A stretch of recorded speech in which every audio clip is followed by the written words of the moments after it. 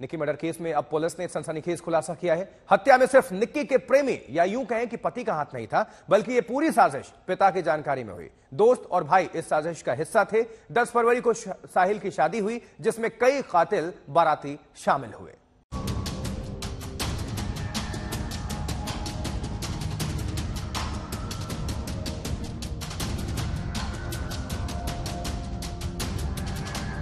Nikki murder case का सबसे बड़ा खुलासा।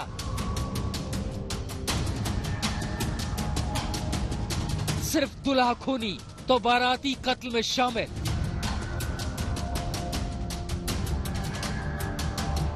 पिता को साजिश की जानकारी, भाई दोस्त सब कत्ल की साजिश में शामिल। 10 फरवरी की सुबह करीब 9 बजे कश्मीरी गेट इलाके में जिस निक्की यादव की कार में बेरहमी से हत्या की गई थी, वो वारदात सिर्फ साहिल गहलोत ने अंजाम नहीं दी थी। इसका पूरा प्लान, पूरी साजिश बारीकी से बुनी गई थी। 5 लोगों को कल रात में हमने गिरफ्तार किया और उनकी पुलिस रिमांड ली है, जिसमें एक साहिल के पिता हैं वीरेंद्र और बाकी 2 कजन हैं। एक मौसी का लड़का है नवीन और एक चाचा का लड़का है आशीष और 2 दोस्त हैं वहीं आसपास के ही, लोकेश और अमर। पुलिस को पहले से ही शक था कि साहिल ये काम अकेले नहीं कर सकता। ऐसे में शुरुआती पूछताछ में साहिल पुलिस को गुमराह करता रहा। वो बार बार इस बात पर जोर दे रहा था कि वो कत्ल में अकेले शामिल है, लेकिन जिस तरह निक्की का कत्ल किया गया, फ्रिज में शव रखा गया, उससे पुलिस को साहिल की बातों पर यकीन नहीं हो रहा था। जब पुलिस ने साहिल के लोकेशन निकाले, उसके तमाम रूट की छानबीन की, तो पुलिस को आशंका हुई कि इस साजिश में और 4 लोग भी शामिल हो सकते हैं। जिसके बाद पुलिस ने दोबारा साहिल गहलोत से पूछताछ की और उसके बाद जो चेहरे सामने आए वो चौंकाने वाले थे। मामले में 6 लोगों की गिरफ्तारी हुई है। साहिल गहलोत, निक्की का प्रेमी वीरेंद्र गहलोत, साहिल का पिता आशीष गहलोत, चाचा का लड़का दिल्ली पुलिस का कांस्टेबल नवीन जो मौसी का लड़का है, अमर और लोकेश साहिल के दोस्त।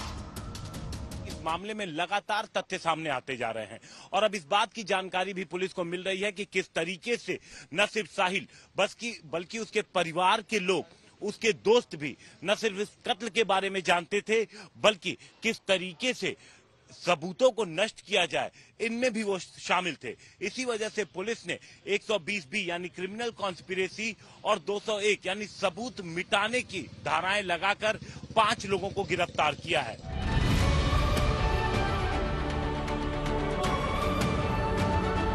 सोचिए, एक और घर में शादी का जश्न मनाया जा रहा था, तो वहीं दूसरी ओर उसी वक्त हत्या की साजिश रची जा रही थी। सबसे बड़ी बात, हत्या में शामिल सभी लोग शादी में भी मौजूद थे, खुशियां मना रहे थे, जश्न मना रहे थे।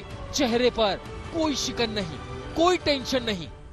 ये भी बहुत ही घिनौना कृत्य इसलिए भी है कि 9 तारीख को सगाई हो रही है, उस दिन पूरा जश्न मनाया जा रहा है।